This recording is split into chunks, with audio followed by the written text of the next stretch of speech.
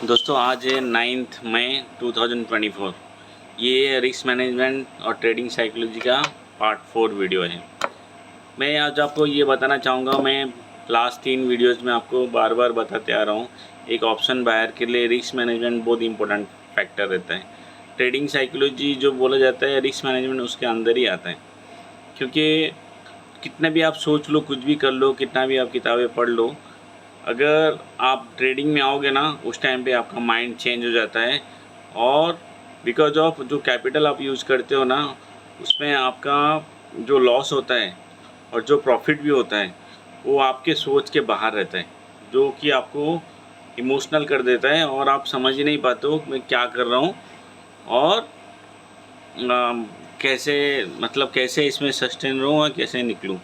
मतलब आपका पढ़ाई आपको बोल रहा होगा नहीं, ये प्रॉफिट के साइड जा रहा है और रुके रहो, बट आप मोर दैन 3000 या 5000 के प्रॉफिट जब हो जाते हैं, आप मतलब you can not control your emotions. आप डर जाते हो, कहीं जो ये 5000 प्रॉफिट दिख रहा है ये गिर गया तो, इससे कम हो गया तो मैं क्या करूँ, इससे अच्छा मैं निकल जाता हूँ।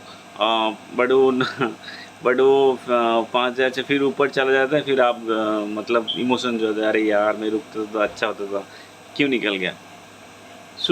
मैं थर्ड पार्ट के वीडियो में आपको बताया था कि हर एक इंसान का एक रिस्क एपिटाइट होता है। मतलब कि इतने अमाउंट का अगर आप लॉस देखोगे तो आपको डर नहीं लगेगा। जो भी अमाउंट रहेगा, हर किसी के ऊपर डिपेंड रहता है कि उसके पास कितना कैपिटल है, उस हिसाब से उसका रिस्क एपिटाइट रहता है। और इतना अमाउंट का अगर आप प्रॉफिट देखोगे तो आपको डर भी नहीं लगेगा। प्रॉफिट साइड तो चलते रहेगा ना, तो आपको अच्छा लगता है, क्योंकि हर किसी को पैसा आना अच्छा लगता है। तो वैसे ही ये जो पैसा आता है आपको अच्छा ही लगता रहेगा। आज आप देखो 9 अप्रैल था, मार्केट ने एक बहुत बड़ा करेक्शन किया, बहुत बड़ा मूव किया नीचे की तरफ। ट्यूसडे के दिन भी मार्केट नीचे गिरा था और वेडनेसडे दिन मार्केट थोड़ा सा होल्ड किया, एक रेंज अमाउंट में फंसा रहा। फिर जब वो कैंडल का लो टूटा, स्मॉल कैंडल का, फिर एक बहुत बड़ा मूव दिया बहुत नीचे की तरफ। करीबन सेंसेक्स ने 1000 पॉइंट डाउन किया, बैंक निफ्टी ने 500 to 600 पॉइंट नीचे आया, निफ्टी करीबन 300 से 350 पॉइंट नीचे गिर गया। आप देखो, अगर एक आदमी ने 2000 रुपये का कैपिटल आज इन्वेस्ट किया रहेगा, मिनिमम 2000 रुपये का कैपिटल अगर आज किसने इन्वेस्ट किया रहेगा, एक 30 रुपये का जो पुट था, करीबन 270-80 रुपये हो गया। आप अंदाज़ा लगाओ वो उस आदमी ने कितना पैसा कमाया रहेगा। एक 30 रुपये का पुट खरीदने के लिए हार्डली उसको 600 से 700 रुपये लगता था एक लॉट। अगर 2000 रुपये इन्वेस्ट किया है तो ऑलमोस्ट यानी 75 क्वान्टिटी रहेगा। 75 क्वान्टिटी 50 में भी खरीदी किया रहेगा, और अगर वो 200 में भी बेचता है ना, करीबन 15,000 प्रॉफिट है। 2000 ने 15,000 प्रॉफिट करना ऑप्शन बाइंग में किधर भी नहीं मिलेगा आपको, किधर भी नहीं मिलेगा। बट जब हम लोग उस कैपिटल से, अगर इंस्टेड ऑफ 2000 अगर हम लोग 20,000 इन्वेस्ट किए रहते थे, जब वो 20 to 30 पॉइंट्स मूव किया, जहाँ पे आपको 3,000-4,000 प्रॉफिट दिख रहा था, आप निकल जाते थे, अब नहीं रुक पाते थे।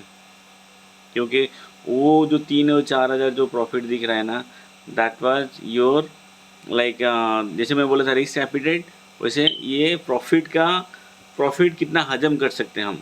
मतलब प्रॉफिट देखने के बाद ना हम लोग को एक डर आना चालू हो जाता है, अरे इससे अगर नीचे गिर गया तो ये जो प्रॉफिट दिख रहा है ये नहीं रहेगा, निकल जाएगा, इससे चल चल चल मैं निकलता हूँ। So this kind of feelings comes.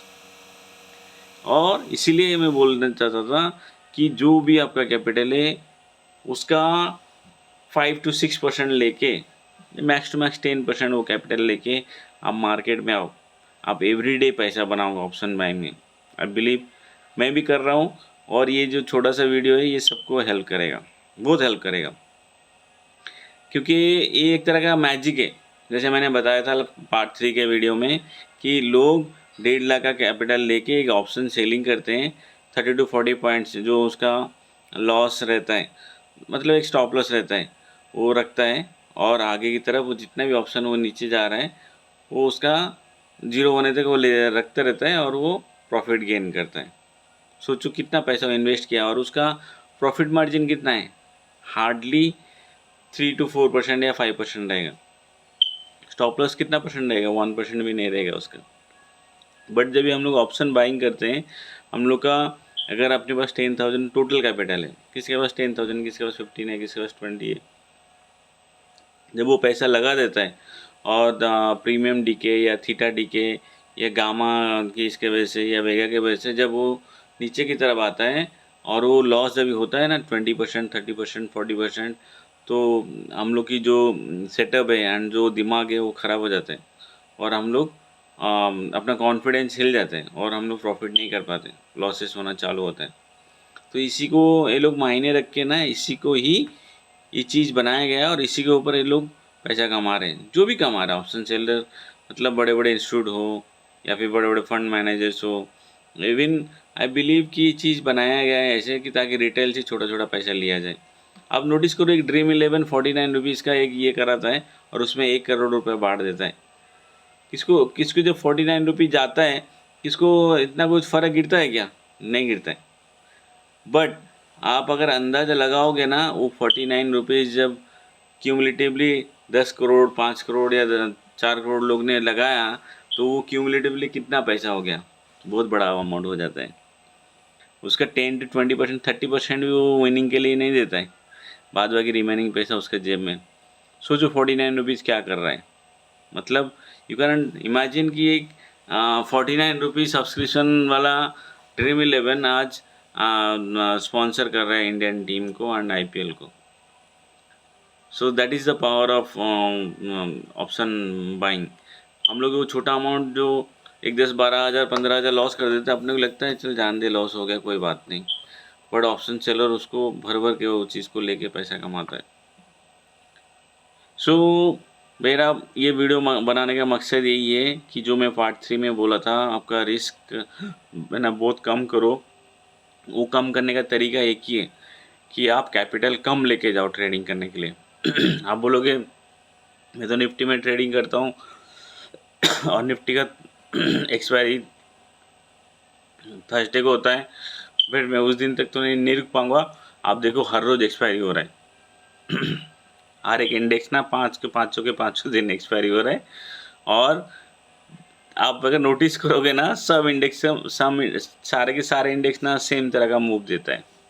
मैं पिछले बहुत दिन से ट्रैक कर रहा हूँ सारे इंडेक्सेस को, और सब सेम तरह का मूव देते हैं और सब सेम तरह का ये करते हैं। अगर एक निफ्टी गिर रहा है तो बैंक निफ्टी भी गिरता है, कम थोड़ा बहुत ऊपर नीचे होते रहता है, दैट्स ओके। और सेंसेक्स भी गिरता है, देन मिड कैप निफ्टी भी गिरता है और फिर निफ्टी भी गिरता है। और निफ्टी चढ़ रहा है तो ये लोग भी चढ़ते हैं। किसका स्पीड थोड़ा ज़्यादा रहता है, किसका कम रहता है, बट दैट्स ओके। सो जिस दिन जिसका एक्सपायरी है उसका, नहीं तो नेक्स्ट डे का जिसका एक्सपायरी है उस इंडाइसेस का वो ऑप्शन लेके ऑप्शन बाय करो। आप बहुत पैसा कमाओगे, believe me. Thank you and happy trading and be happy.